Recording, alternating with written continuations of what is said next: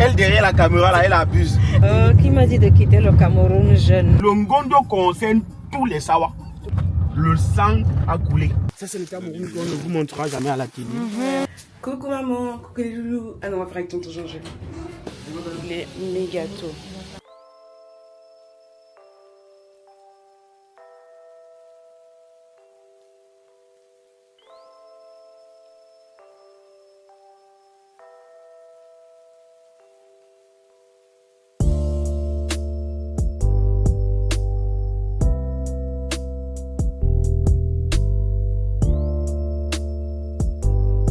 Coucou maman. Coucou les loulous. Yeah, connecté. Là, on vient d'arriver à l'hostellerie de la Sanaga. Bon les amis, en fait, je vais d'abord faire une intro correcte. Et puis voilà. Bienvenue dans cette nouvelle vidéo. Donc voilà, pour vous situer, on est à Douala, enfin on est à Edea plutôt. Et on est venu visiter les chutes de la Sanaga. Il y a des images sur Insta qui m'ont trop donné envie de venir. Je peux pas rater ça en fait. J'étais à Douala, j'étais en mode ok, je peux pas rater ça. C'est impossible. Non mais s'il vous plaît, regardez mon teint ici là. C'est qualité. Donc avec tonton Jean-Jules et ma maman, on a décidé de venir visiter. Toutes les infos, les prix et tout qu'on a payé en barre d'infos. N'hésitez pas à aller cliquer. Je vous invite à vous abonner, à liker cette vidéo, à partager au max. Parce que je pense que le tourisme au Cameroun doit vraiment être reconnu. Il y a des choses incroyables. Non mais s'il vous plaît, regardez-moi ce cadre.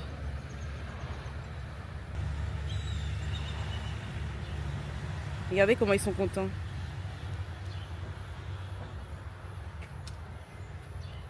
Vous aimez le cadre? Ça a l'air chouette. On va découvrir. Coucou. Donc là, on est à l'hostellerie de la Sanaga, qui est un hôtel aussi qui a l'air trop bien. Si je me trompe pas, il y a une piscine quelque part, mais je sais pas où. Voilà, on nous a proposé de prendre un petit déj ici. Mais bon, on a déjà un peu petit déjeuner, donc voilà. Donc c'est parti, je vous emmène. Maman, t'as dit quoi? Combien d'années? Non, c'est ta maman qui a dit. Ah!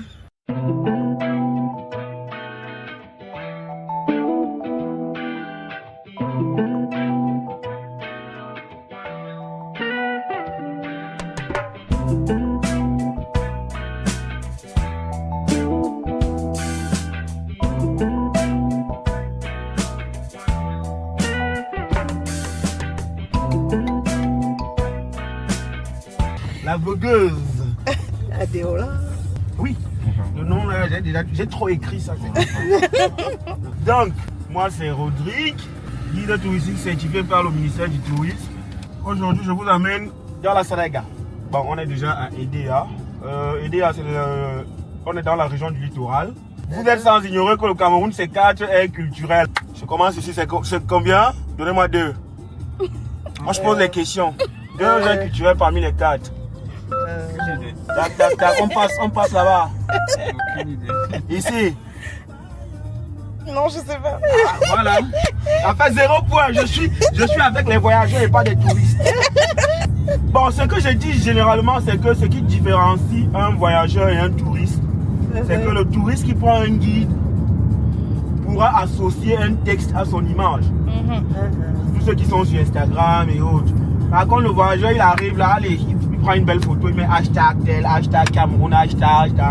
Pour liser la légende, il n'y a rien. Par contre, le guide est celui-là qui va vous apporter un storytelling, un narratif qui pourra, n'est-ce pas, vous servir de légende. Donc, le Cameroun, c'est 4 aires culturelles, soudano sahélien, Grassville, Fambeti et Sawa. Là, on est sur les Sawa. D'accord. Donc, mais on est à Edea, département de la Sanaga maritime. Aujourd'hui, on va passer par 2 départements, 2 arrondissements autant pour moi. On a Mouankou, l'arrondissement de Mouankou et l'arrondissement de Bitanguet. Sauf que là, on est à Edea 2. On aura 3 arrêts. Premier arrêt dans les plantations Safakam. Deuxième arrêt à Marie-Imbert. Troisième et dernier arrêt au lac Tissongo. Donc, parlant d'Edea, je pense que le choix n'a pas été porté sur les gorges. J'aurais peut-être eu une histoire plus approfondie, mais bon, je vais essayer de passer un peu plus rapidement. Edea, c'est la toute première ville électrifiée au Cameroun. On est dans les années 54. Pourquoi? Parce que Les bâtiments que vous voyez là-bas, c'est la Lucam. Vous voyez? Ok. Ah oui, oui. Oui, la Lucam, c'était le tout premier producteur en ce qui concerne le fer, les tôles que vous voyez là-bas, c'est le stand, l'aluminium et tout. Sauf que depuis un certain temps, ils sont battus à plat de couture par Prométal et autres, sans publicité aucune. Prométal. Oui, ils sont beaucoup plus basés à Douala. Donc pourquoi on construit le barrage ici? À la base, ce n'était pas pour électrifier le Cameroun, il faut qu'on soit clair. C'est que quand les Français arrivent, ils veulent créer une industrie forte. Ils voulaient mettre ça au port de Douala. Sauf que là-bas, il y avait le problème énergétique. Et pour faire tourner une usine comme celle-ci, il faut assez d'électricité. Ils se rabattent donc sur la Sanaga ici. La chance qu'ils ont, c'est qu'arriver à ce niveau-ci, la Sanaga forme des chutes. Et c'est comme ça qu'il y a donc un débit d'eau qui se verse et il crée le barrage. Donc, EDA est donc nommé depuis ce jour la ville lumière. Sauf que bon, avec énergie noire et obscure, c'est compliqué. Mais bon, EDA apporte juste ce nom de ville lumière. Et à partir d'EDA, la Sanaga n'est plus navigable. Donc, si vous partez de Douala à Makakobit, normalement c'est comme ça que ça s'appelle, avant qu'on appelle Youpoint et autres. Quand vous êtes à Hôtel de l'Air, on a prison là, vous descendez, vous êtes à Youpoint. Quand vous prenez l'embarcation, vous ressortez par Mouanko, vous remontez jusqu'à Edea. Sauf que là, ce n'est plus navigable. Quand vous arrivez ici, la Sanaga n'est plus navigable. C'est ça que tout à l'heure, à Marie-Ambert, quand je vais vous parler de l'histoire des Allemands et autres, vous allez mieux comprendre. Je peux faire expliquer ça là-bas sur place. Donc, Edea avant, c'était un seul arrondissement. EDA 2 a été créé, on était en avril 2015 ou 12, et puis exact. Avant c'était un seul arrondissement. Bon, si on s'y passe, ici, a fréquenté le président Paul Biya, à Saint-Pidis qui est en haut là-bas. Vous ferez les golfs à Saint-Pidis. Avec à l'époque, le ministre Georges Walter Ngangou, vous verrez son village tout à l'heure. Je pense que la maman, elle est plus âgée que tout le monde ici, elle va comprendre. À l'époque, le Cameroun, c'était un seul ministère. Il n'y avait pas assez d'éducation de base, enseignement, non, c'était un seul. Donc ici, a aidé. Bon, on a aussi connu ici l'ancien directeur de la Sonara, Edine Bernard. Son village est en haut là-bas. Ici, vous avez chaque année ce célèbre Lompo. Je pense que la dame, elle va se faire sur mes souris. On va prendre le parking. Lompo se célèbre une semaine après Longondo normalement. Parce que Longondo se célèbre normalement chaque deuxième week-end du mois de décembre. Mais sauf que, il faut que j'apporte toute cette précision, Longondo concerne tous les Sawa. Et les Sawa partent de Kumbamangfe à Campo. Donc là on est dans, oui, Kumbamangfe à Campo. Donc on est là dans le nord, ouest, sud-ouest, jusqu'au sud, après Kribi. Ok. Oui. Par contre, Lompo concerne uniquement le Rompo. Et le Rompo, c'est 14 clans.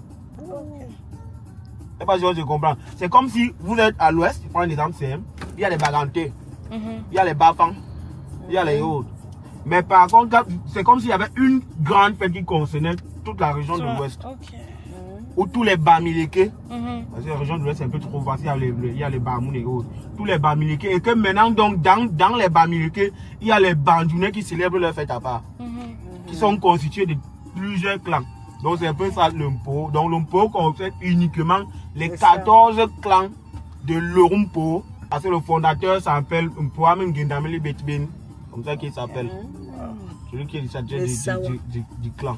Donc à Edea, vous avez 3 chefferies, 3 cantons. Vous avez le canton Adjie Yasuku qui est en allant vers Kribi. Vous avez le canton Adjie qui est ici. Et vous avez le canton Malimba qui est un peu plus là-bas.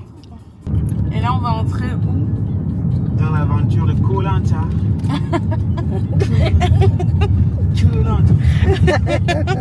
On va aromatiser l'eau. Bon, ici on appelle ici Bilalan. Le marché que vous voyez à gauche. C'est Bilalan. On est à Équité. Qui a déjà entendu parler d'Équité? Personne. Même on n'a pas entendu parler, ça veut dire que nous on ne connaît pas. Même pas moi. Là-bas c'est Sainte-Odile d'Équité, paroisse. Et le collège. Alors, l'histoire que je vais vous conter est très tragique. Mais c'est l'histoire du Cameroun. Équité que nous allons traverser à l'époque de la lutte pour l'indépendance du Cameroun. Avec les grandes figures emblématiques de l'UPC, Ernest Wandje, Oumioboy, Osena Fale, tout ce qui va avec. Alors, Équité, si que vous voyez ici, on dit que God not dit. Que Dieu n'existe pas. Yeah. C'est-à-dire que Dieu n'existe pas ici. C'est comme ça qu'il définit. Vous verrez là, par exemple, c'est la brigade d'identité. Alors, ici, il y a eu un très grand massacre. Mais alors, un très grand massacre. On est dans la nuit du 30 au 31 décembre 1956. Retenez bien la date. J'ai dit le 30 au 31 décembre 1956. Ils étaient dans une maison en train de faire une réunion. Sauf que la police, je ne vais pas nommer ce pays ici, et qui combattait les IPCistes, arrivent et disent que non, ils veulent, n'est-ce pas, se lever ou faire une révolte. C'est comme ça qu'on incendie tout le monde dans la maison. En pleine réunion. En pleine réunion. Les chiffres qui sont évoqués ne sont pas exacts. À peu près. Oui, c'est des chiffres qui ne sont pas exacts. Mais bon, on a voulu masquer. Surtout même que la cause a dit que non, oui, c'est des gens qui s'organisaient pour aller en guerre et tout. Ils ont tous été brûlés vivants. Oui. Ici à Équité. On a nommé ça, le monde avait nommé ça les massacres d'Équité. D'accord. C'est le nom du monde ici. L'endroit qu'on est en train de traverser est un endroit tragique. Il y a les monuments un peu plus à l'intérieur là. C'est le jour où vous voudrez faire un circuit historique, on va peut-être y revenir. Mais sachez que vous êtes en train de traverser un endroit où le sang a coulé pour l'indépendance du Cameroun, pour la lutte de la libération du Cameroun. C'est ici. Voilà, mais ici vous avez beaucoup plus. Ici vous avez beaucoup plus les bassards. Après que vous aurez les bongos, les tibongos un peu plus devant. Mais majoritairement ici c'est les bassards. Par exemple, je parlais de Malimba. Ouais, non. Ok. Ah oui.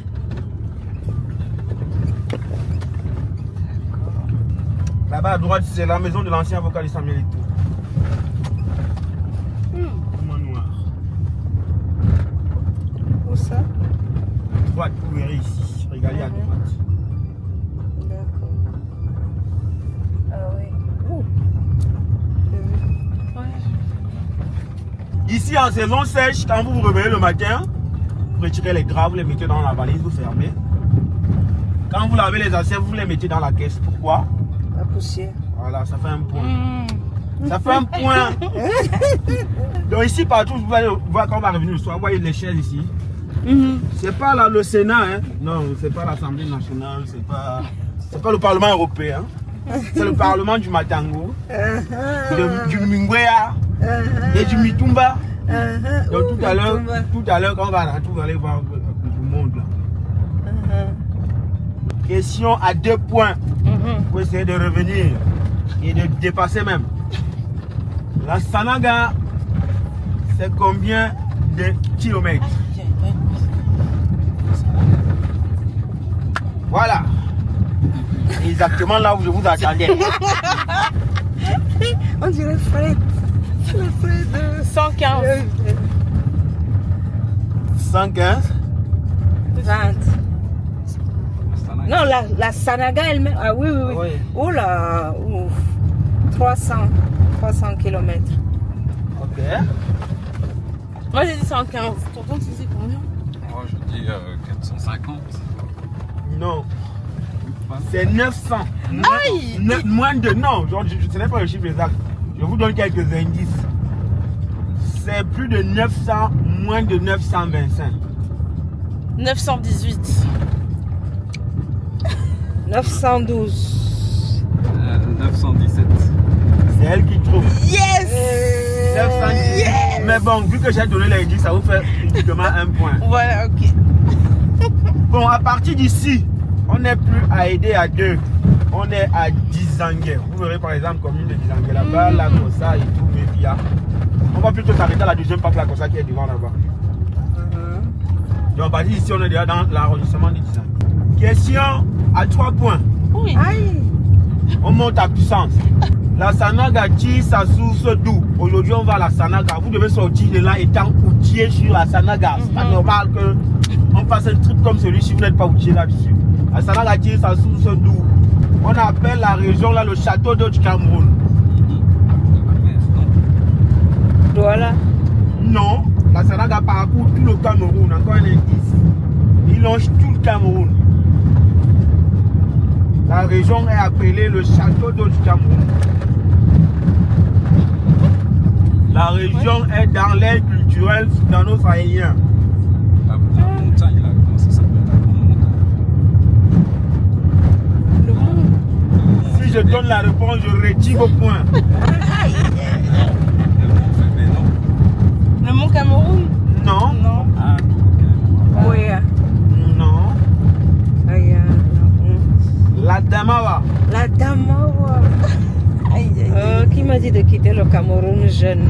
La Tsanaga parle de la Damawa. Non, jusqu'au littoral. D'accord. Vous voyez que la Damawa au début. Oui, oui, oui.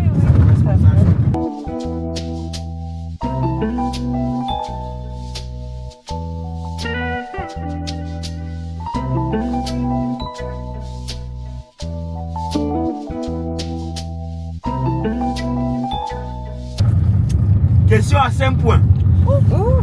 Ça veut dire Question qu'elle est à 5 compliquée. points. C'est le moment de creuser le car ou jamais. Sanaga est à gauche ou à droite. Une fois. Deux fois, on saute. À Une gauche. fois. Deux fois, on saute. Une fois. Deux fois, on saute. Ici. Ici, elle a en train de regarder. À gauche, Elle a en train de regarder. Elle a en train de regarder. Je vous enlève les points. Vous deux, vous avez 5 points. Avez regardé. Non, je réfléchis. On la voit. On ne la voit pas. Elle triche. Je disais, comment on est venu? Je méritais même 10 points.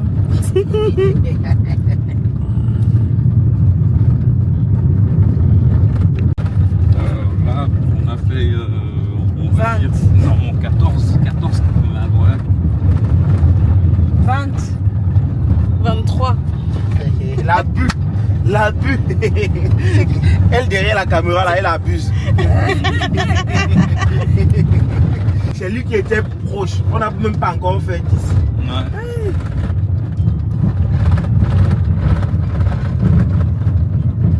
Et vous faites ça tous les jours? Presque tous les jours. Et ça me pète la colonne vertébrale. Aïe. Ah bon?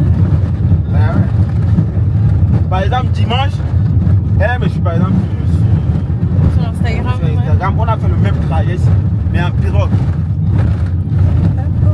Ouais.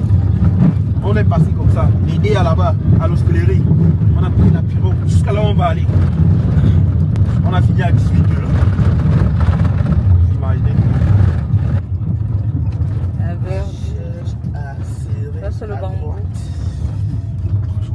Oui, à droite ici. Cherche à serrer ici.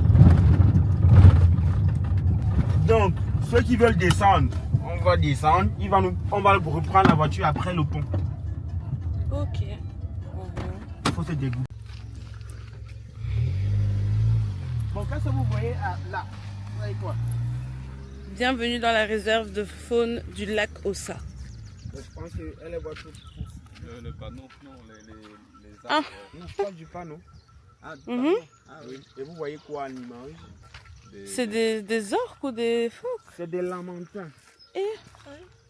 Il y en a ici? Oui, il y en a ici. C'est un peu comme des phoques. C'est des lamantins, oui. Et c'est la seule zone au Cameroun où on peut les apercevoir. Bah, il faut dire que quand je dis apercevoir, c'est un peu trop, non, pas exagéré. Je dis avec un peu de modération parce que les lamantins, en fait, le lamantin, c'est un animal furtif. Donc, vous ne pouvez pas l'apercevoir comme ça. Et pour l'apercevoir ou apercevoir comment il est en train de nager, il faut venir très tôt le matin, avant le lever du soleil. Ou les pister dans la nuit. Parce que dans la nuit, ils mangent les herbes. C'est un nom scientifique, c'est un nom scientifique que j'ai un peu oublié. Donc, ils habitent exclusivement dans l'eau douce. Oui. Exclusivement dans l'eau douce. Ils ne restent pas dans l'eau salée, dans les mers, océans, non. Exclusivement dans l'eau douce. Donc, c'est la seule réserve là où on peut les apercevoir. Ici, elle est un peu comme ça. C'est le plus grand lac du Cameroun. Ça aussi, il faut apporter cette précision. Le lac Ossa, oui. Il compte 22 îlots. Une profondeur de 3 mètres. Ça va. Tu peux nager. Vous allez voir l'entrée et la sortie du lac. Le canal. Et là-bas, en haut, vous avez Dizangue. Ah oui. Ça, j'ai vu que c'était une nouvelle destination qui avait été ajoutée. Oui, une nouvelle destination. Il y a plusieurs, j'ai plusieurs pépites ici que je garde un peu. Il ne faut pas quand même tout dire. Dévoiler. Oui. C'est toujours un petit secret du chef. Donc, ici, voici le canal de Black. Si vous observez les feuilles qui sont dans l'eau, l'eau va dans quelle direction? Là-bas. Ça veut dire que l'eau de la Sanaga est en train d'entrer. Oui. Il y a des heures où l'eau de la Sanaga entre, des heures où l'eau du lac se déverse. À la Sanaga.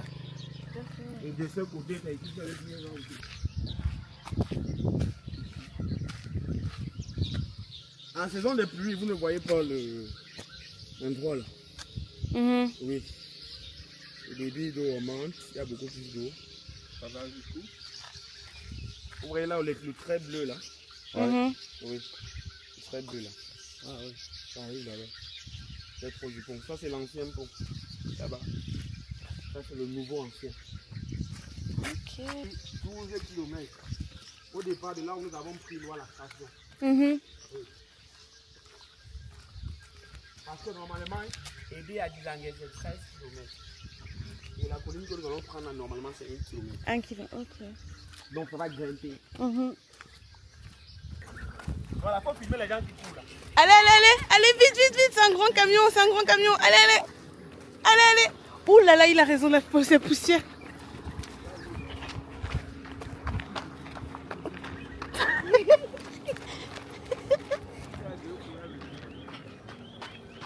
Allez, Coco. On fuit la poussière. Camion, dépêche-toi, viens arroser les gens ici.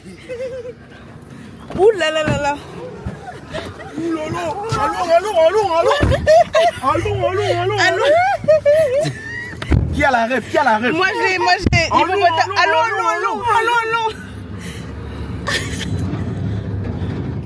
Waouh. C'est un sac qui sèche. Allons. Le lamentier arrive. Voilà la poussière qu'on fuit. Voilà devant nous.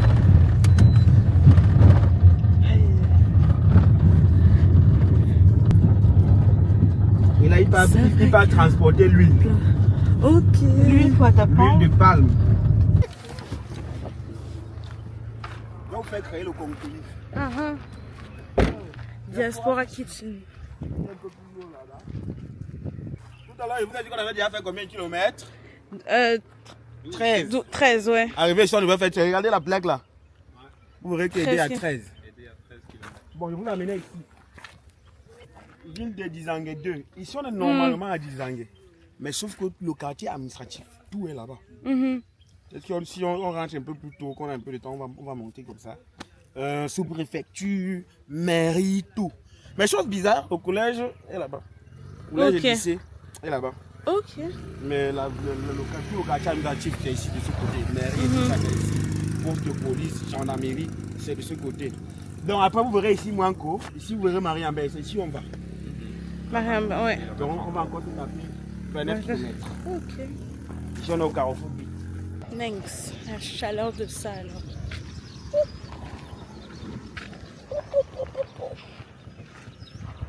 Aïe yo.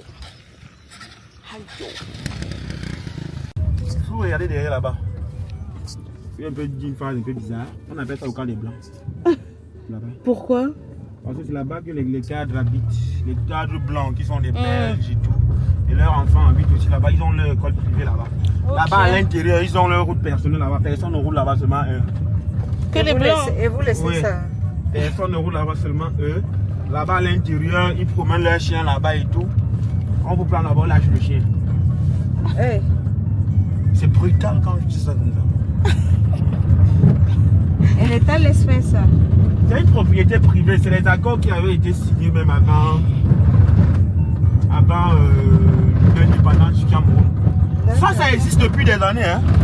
Ça existe avant l'indépendance. Les plantations qui fait qu'ils ont replanté. Et quand ça atteint un certain âge, ils replantent. Je vais vous expliquer un peu plus devant quand on va s'arrêter. Ça, c'est le caoutchouc. là, vous travaillez là. Vous n'avez aucune raison d'arriver à l'état au travail. Donc vous allez faire, déjà que vous dormez le travail, vous sortez pour uriner, vous voyez votre lieu de service. C'est ancré dans votre cerveau. Ils ont un salaire minable. Ben oui. Déjà que on vous coupe l'argent pour les maisons aussi. Il y a les gens qui travaillent là, ils n'ont pas 30 000. Au lycée et le collège, c'est comme ça. Et ce qu'ils font encore pour vous maintenir dans ça, c'est qu'ils organisent les quinzaines et les fins du mois. Les quinzaines, ils ramènent le maquereau. Ils partent par exemple à congé cab, ils prennent les conteneurs de maquereau. Ils prennent les conteneurs de riz. Dès que vous arrivez comme ça, donc tu veux quoi? Un sac de riz, tu veux le maquereau, tu veux 5 litres d'huile, on te donne, on retire dans ton salaire. Mais dis qu'avant que la fin du mois n'arrive, tu as d'accord consommer tout ton salaire. C'est le genre de truc que tu voulais même filmer. Ouais. C'est pour le caoutchouc. Mais ça me fait râler quand c'est au plan. L'espace que vous voyez entre ici et là-bas, là où ils font la pépinière.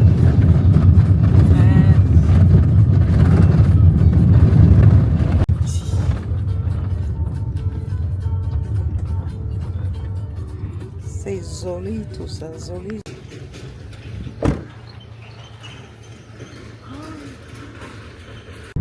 Il est en train de décharger. Le monsieur qui a la longue fossile là, il coupe. Ah ouais.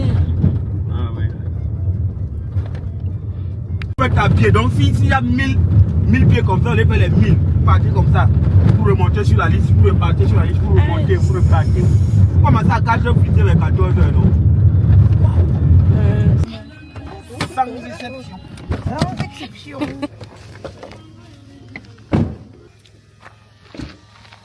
C'est incroyable.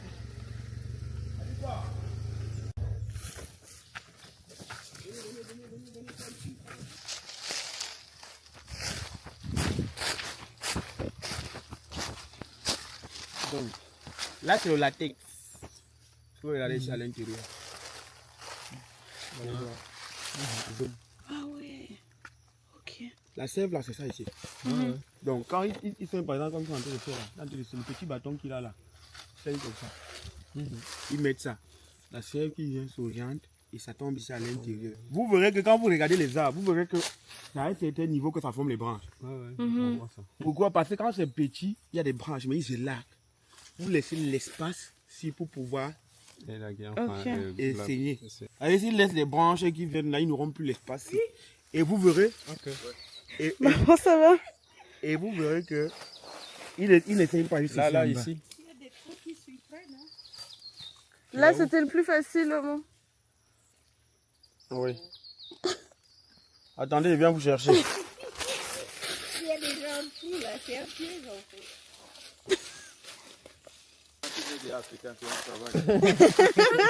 Quand tu nais africain, c'est déjà un travail. Ah oui, tout à fait. Donc, je Oh, dirais ça, que vous c'est verrez bien, que ça. il saigne de là à là, il n'arrive pas au sol. Il n'arrive pas au sol. Maintenant, ici, ça c'est encore plus liquide.